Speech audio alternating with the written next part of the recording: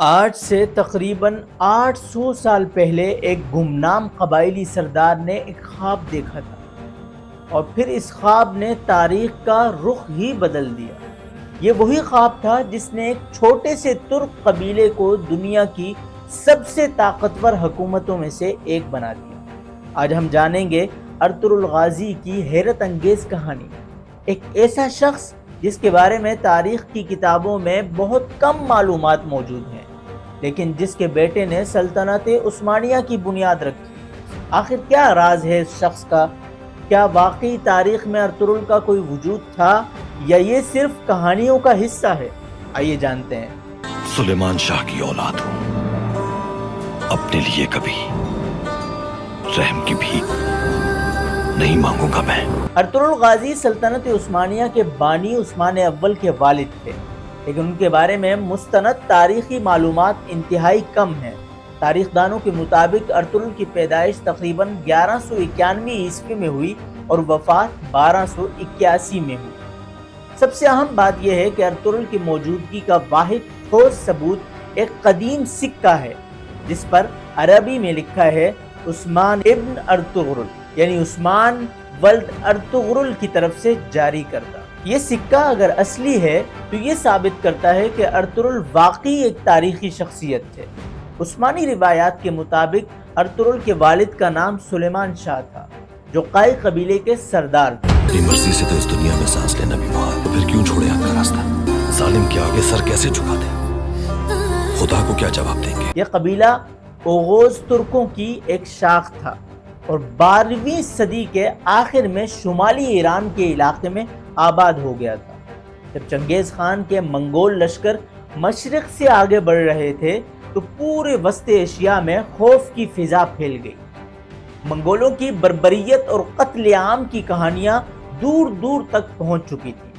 دیگر ترک قبائل کی طرح سلیمان شاہ کا قبیلہ بھی زندگی اور آزادی کی تلاش میں مغرب کی طرف ہجرت کرنے پر مجبور ہوا۔ سلیمان شاہ کا خاندان جب شام میں داخل ہونے کے لیے دریائے فرات کو پار کر رہا تھا تو ایک المناک واقعہ پیش آیا۔ سلیمان شاہ دریا میں ڈوب کر وفات پا گئے۔ اس صدمے کے بعد خاندان 3 حصوں میں تقسیم ہو گیا۔ 2 بیٹے واپس اپنے آبائی علاقے کی طرف چلے گئے، جبکہ ارطغرل نے مغرب میں اناطولیہ کا رخ کیا، آج کا ترکی۔ 13ویں صدی کا اناطولیہ ایک دلچسپ اور پیچیدہ خطہ تھا۔ یہ مختلف قوموں، مذاہب اور ثقافتوں کا سنگم تھا۔ یہاں یہودی، آرمینی، کرد، یونانی، عرب اور مختلف ترک قبائل آباد تھے۔ مغرب میں بازنطینی سلطنت موجود تھی جو بتدریج کمزور ہوتی جا رہی تھی۔ مشرق میں سلجوق سلطان موجود تھے جو خود کو رومی سلجوق کہتے تھے۔ کوئی کہے کہ یہ جہان تمہارا نہیں تو کہیں گے اللہ کافی ہے ہمارے لیے۔ منگولوں کے دباؤ کی وجہ سے سلجوق بھی کمزور پڑ چکے تھے اور خراج ادا کرنے پر مجبور تھے۔ یہ پاور ویکیوم اور غیر یقینی صورتحال ہی وہ موقع تھا جس کا فائدہ ارطغرل جیسے بہادر اور دانشمند سرداروں نے اٹھایا۔ شروع اللہ کے نام سے جس نے ایمان کی دولت سے نوازا ہمیں اور محمد صلی اللہ علیہ وسلم کا امتی بنایا۔ عثمانی روایات بتاتی ہیں کہ ارطغرل نے سلجوق سلطان علاء الدین قیقباد کی مدد کی اور اس کے بدلے میں سوغوت کے علاقے میں زمین حاصل کر لی۔ یہ علاقہ بازنطینی سرحد کے بالکل قریب تھا، جو کہ بہت اہم اسٹریٹجک پوزیشن تھی۔ یہ کوئی آسان زندگی نہیں تھی، یہاں مسلسل جنگ اور امن کا آپس میں چکر لگا رہے۔ میں سلیمان شاہ کا بیٹا ارطغرل سب جان لیں کہ اس سرزمین پر ظلم، ناانصافی اور خوف کی جگہ انصاف قائم ہو چکا ہے۔ چھاپا مار حملے، قبائلی لڑائیاں اور سرحدی تناؤ یہاں کی روزانہ کی زندگی کا حصہ تھے، لیکن اسی کٹھن ماحول نے ارطغرل کے قبیلے کو جنگجو اور منظم بنا دیا۔ اگرچہ تاریخ میں ارطغرل کے بارے میں تفصیلی معلومات نہیں ملتی، لیکن جو کچھ بھی معلوم ہے اس سے ظاہر ہوتا ہے کہ وہ ایک بہترین قائد تھے۔ ارطغرل کے دور میں ان کے علاقے میں مختلف مذاہب اور قوموں کے لوگ امن سے رہتے تھے۔ अपने परचम और अपनी तलवार की कसम खाकर जिस जिहाद के रास्ते पर निकला हूँ उस पर हजरत खिज़र मेरे हम रकाब हों।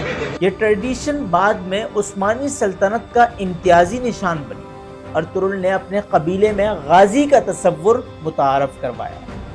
गाजी का मतलब सिर्फ जंगजू नहीं बल्कि एक ऐसा शख्स जो इस्लाम की हिफाजत और फैलाव के लिए कोशिश करे, लेकिन इंसाफ और रहम के साथ। हम लोग अपनी ही जमीन पर रहमदिली की कीमत चुका रहे हैं इन गद्दारों को पालकर। 1281 में अर्तुगरुल की वफात के बाद कबीले की सरबराही उनके बेटे उस्मान के हाथ में आई। अगर आप भी चाहते हैं कि उस्मान पर हम एक तफसीली डॉक्यूमेंट्री बनाएं तो प्लीज़ इस चैनल को सब्सक्राइब भी कीजिए और कमेंट्स में अपनी राय से हमें आगाह भी कीजिए। तो चलिए अपनी टॉपिक की तरफ चलते हैं। अर्तुगरुल ने अपने बेटे उस्मान को न सिर्फ जंगी फ़नून सिखाए बल्कि सियासत, इंसाफ और क़यादत के अहम असबाक भी सिखाए। मसलन मुख्तलिफ कौमों के साथ कैसे पेश आना चाहिए, इत्तेहादियों की अहमियत बताई, दुश्मनों को दोस्त बनाने का फ़न भी सिखाया, इलाकाई तवाज़ुन को कैसे बरकरार रखा जाए ये भी सिखाया। जब उस्मान ने कबीले की बागडोर संभाली तो उन्होंने एक हैरत अंगेज ख्वाब देखा जो आगे चलकर पूरी सल्तनत का नक्शा बन गया। उस्मान शेख अदीब अली के घर में ठहरे हुए थे कि जब उन्होंने एक ख्वाब देखा। शेख के सीने से चांद निकलकर उनके सीने में दाखिल हो गया। फिर उनके पेट से एक बहुत बड़ा दरख्त निकला। इस दरख्त का साया पूरी दुनिया पर फैल गया। दरख्त की जड़ों के पास चश्मे बहने लगे जिनसे लोग पानी पीते और खेत सैराब होते थे। दरख्त की शाखों पर तलवारें लटक रही जिनकी नोकें शहरों की तरफ इशारा कर रही। इंसाफ, खुद मुख्तारी, सालमियत, इत्तेहाद, ये हमारा नस्मुल-ए-ऐन होगा। शेख अदीब अली ने इस ख्वाब की ताबीर बताई कि अल्लाह ताला ने उस्मान और उनकी औलाद को पूरी दुनिया की हुक्मरानी के लिए चुन लिया। चांद शेख की बेटी की अलामत था जो बाद में उस्मान की बीवी बनी। ये ख्वाब सिर्फ एक ख्वाब नहीं बल्कि आने वाली तारीख का नक्शा साबित हुआ। 1299 में उस्मान ने सल्जूकी सल्तनत से अपनी खुद मुख्तारी का ऐलान कर दिया। ये वो लम्हा था जब उस्मानी सल्तनत की बाकायदा बुनियाद पड़ी। उस्मान की पहली बड़ी फतह 1301 ईस्वी में बाफियूस के मकाम पर हुई जहां बाज़िंतीनी फौज को बुरी तरह शिकस्त का सामना करना पड़ा। ये लड़ाई कुस्तुनतुनिया यानी मौजूदा इस्तांबुल के बिल्कुल करीब लड़ी गई, जिसने बाज़िंतीनियों को आगाह कर दिया कि एक नई ताकत उभर रही है। अर्तुगरुल का मदफन अनातोलिया के शहर सोगोत में है। आज भी यहाँ अर्तुगरुल के नाम का मज़ार मौजूद है। अगरचे इस मज़ार की कई बार तामीरात हुई हैं और असल ढांचे की कोई निशानी बाकी नहीं रही, लेकिन ये जगह तुर्क कौम के लिए इंतहाई मुक़द्दस है। एक छोटी सी मस्जिद है जिसके बारे में कहा जाता है कि उस्मान ने अपने वालिद के लिए बनवाई थी। तमाम दरवाजे बंद हो रहे हैं, रास्ता नहीं नजर आ रहा कोई। मैं खुद को एक अजीब सी कैद में महसूस कर रहा हूँ। बाद में उस्मान के बेटे उरखान ने उसमें इजाफा कर दिया। आज ये जगह ज़ियारत गाह है जहाँ दुनिया भर से लोग आते हैं। अर्तुगरुल की सबसे बड़ी मीरास वो अक़दार और निज़ाम था जो उन्होंने अपने बेटे उस्मान को मुंतकिल किया था। अर्तुगरुल ने जो अदल और इंसाफ का निज़ाम कायम किया वो बाद में उस्मानी कानून बना दिया गया। मुख्तलिफ कौमों और मज़ाहिब को साथ लेकर चलने का जो तरीक़ा अर्तुगरुल ने अपनाया वो बाद में उस्मानी सल्तनत की सबसे बड़ी खुसूसियत और पहचान बनी। हम किसी को मजहब और नस्ल की बुनियाद पर बेदखल नहीं करेंगे। यहाँ पर हर कोई अमन और सलामती के साथ गुजार सकता है अपनी जिंदगी। जिहाद के साथ साथ अखलाकी अक़दार को बरकरार रखने की जो रिवायत अर्तुगरुल ने शुरू की वो सदियों तक उस्मानी कल्चर का हिस्सा रही। यह है अर्तुगरुल गाजी की वो दास्तान जिससे एक अजीम सल्तनत की शुरुआत हुई। एक गुमनाम कबायली सरदार से शुरू होकर जिसने सिर्फ अनातोलिया के एक छोटे से हिस्से को हासिल किया था, फिर इसकी औलाद ने 600 साल से ज़्यादा अरसे तक दुनिया के 3 बर्रे आज़मों पर हुकूमत की। तारीख़ी शवाहिद महदूद हैं लेकिन अर्तुगरुल का वजूद साबित। एक मुहाजिर कबीले से आलमी सल्तनत तक का सफ़र, अदलो इंसाफ और रवादारी की बुनियादें, सही वक्त पर सही फैसले की अहमियत, خواب اور حقیقت کے درمیان کا رشتہ۔ कोई कहेगा कि ताकत काफी नहीं तो कहेंगे कि ईमान ताकत है, जो कहेगा कि अक्ल काफी नहीं तो कहेंगे कि कोशिश काफी है। آج ترکی میں ارطغرل کو قومی ہیرو کے طور پر یاد کیا جاتا ہے۔ حالیہ سالوں میں ارطغرل غازی نامی ڈرامہ سیریل نے ان کی شہادت کو اور ان کی شہرت کو دنیا بھر میں پھیلا دی۔ इस सरजमीन पर रहने वाले हर शख्स को आजादी से अपने मजहब पर अमल करने की इजाजत होगी। بچوں سے لے کر بوڑھوں تک ہر کوئی ارطغرل کے کردار سے آج واقف ہے اور متاثر بھی ہے۔